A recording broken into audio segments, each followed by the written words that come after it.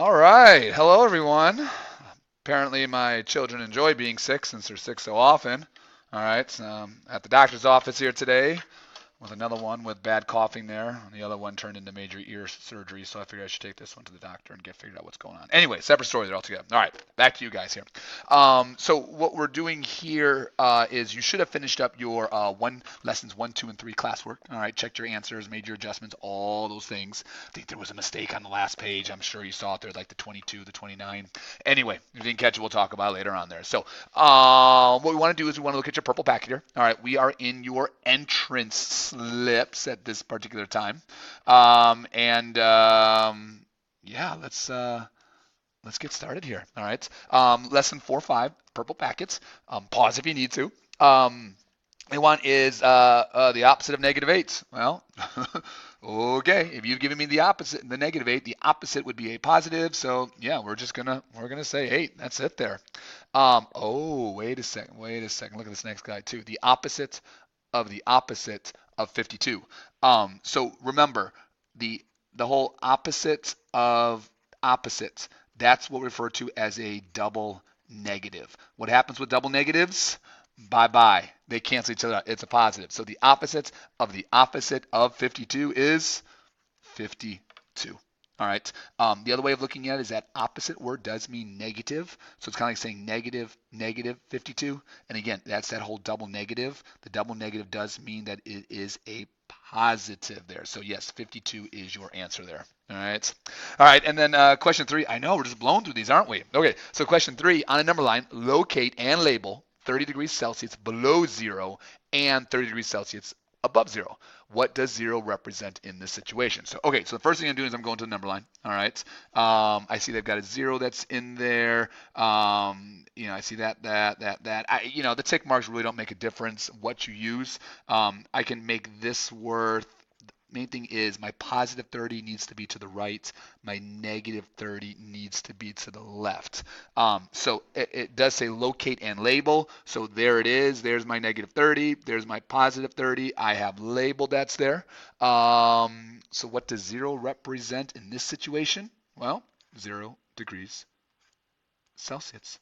All right. Remember, the big thing is what are you talking about? We're not talking about gummy bears. We're not talking about Princess Elena here. All right. Come on, Princess Elena, right? Yeah. TV show. All right. I got little ones, remember? All right. They know what they're talking about. So yeah. So 0 is 0 degrees Celsius. That's there. So yeah, that's it. Negatives are to the left. Positives are to the right. We're all good there. So let's get to your classwork. All right, and again, if you need to pause, go ahead and pause here for a moment. But within your classwork, there's a few things that we want to end up pointing out to you. The first thing is that first set of problems. You can just follow the framework that's there. All right. So they're using like lefts and rights and units there. So we can kind of walk through the first one. They give you -5. So the directions say find the opposite. So the opposite of -5 is 5, and if we describe it, it's 5 units to the, and then we'd say to the right of 0. And that's the whole idea that if you're positive, you are to the right. So in part B here, they give you 10. The opposite of 10 is -10. And then we would say we are 10 units. Notice we're not saying -10. We're saying 10 units to the left of 0. Yeah, because we are negative. That's what we're dealing with there. All right. We also want to scroll on down to question number 3. All right. They're asking you again to, in words, write the meaning of the opposite there. So, for example, in part A, it says the atom's positive charge of 7.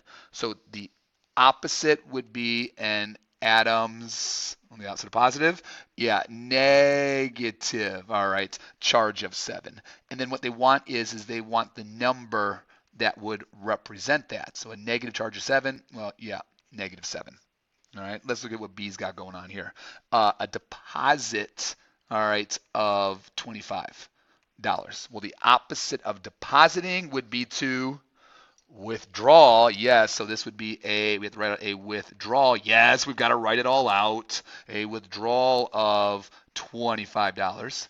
And then what's the integer we'd use to go along with it. Well, if we're withdrawing, we're taking it out. So that is a negative. It's taking money out of our account, negative 25. But that's what they're looking for, those guys. All right. I'm trying to see what's on the back side. Oh, go down, go all the way to the back, all the way to the bottom. That's there, down to question 7. They say to write the integer that represents the statement, locate and label each point on the number line below. So, like for A, it's the opposite of a gain of 6. So the opposite, just write the integer, the opposite of gaining 6 would be to lose 6. So I'm going to put negative 6. So that's what we're going to label as point A on your number line. So you'd have to go down there and get your number line. All right, you're going to choose your scale down there. I would solve the problems first to kind of figure out what you're going to use with it. All right, and then the big thing here is jump all the way down to question E. All right, question E, the opposite of the opposite. Oh my goodness, opposite of the opposite. What's that? What's that? Double negative. What does that mean? Yeah, it means they knock each other out. It's a positive there. So we just use it. So the opposite knock each other out. So it's just it just says a loss of 5. So again, it doesn't mean your answer is always positive. It just means the double negative, that's what becomes positive. But it still says it's a loss of 5. So a loss of 5 is negative 5. You're going to label that point E on your number line. So keep that in mind. So yeah, go back to the beginning there, get yourself rolling on it there. When you're done, remember you are going to check your answers over at the answer bin there. Make sure you put it back in the right folder. Don't be lazy here. All right. If you're done with that, there's no video for tonight. All right. We'll just get into it tomorrow. Excuse me, on Monday again there, and then we'll see that graded worksheet in there on Tuesday. And yeah, just kind of going with it there. So. Yeah, there you go, ladies and gentlemen. That's it.